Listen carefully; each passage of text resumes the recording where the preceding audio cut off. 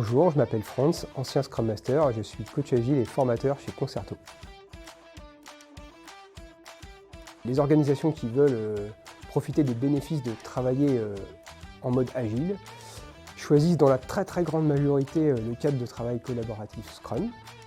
Donc dans un tel cadre de travail, le Scrum Master est celui ou celle qui aide l'équipe à mettre en place cette façon de travailler et ensuite qui permet de rester rigoureux sur ses pratiques. L'objectif de cette formation, c'est de donner au Scrum Master ou futur Scrum Master les clés pour bien incarner son rôle et être bien au clair sur tous les aspects du cadre de travail Scrum. Cette formation est aussi l'occasion de préparer la certification PSM1 de Scrum.org.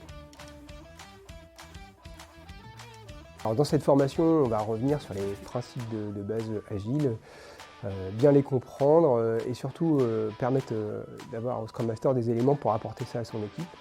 Ensuite, on va revenir sur chacun des aspects de Scrum pour bien les connaître, bien les comprendre, notamment les rôles, les événements, comment s'effectue la planification, comment s'effectue le suivi, etc.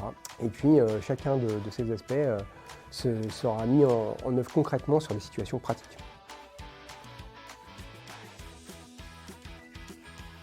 Pas vraiment prérequis si ce n'est un petit peu d'expérience. En effet, le ou la Scrum Master est censé accompagner son équipe à mieux pratiquer, à mieux collaborer.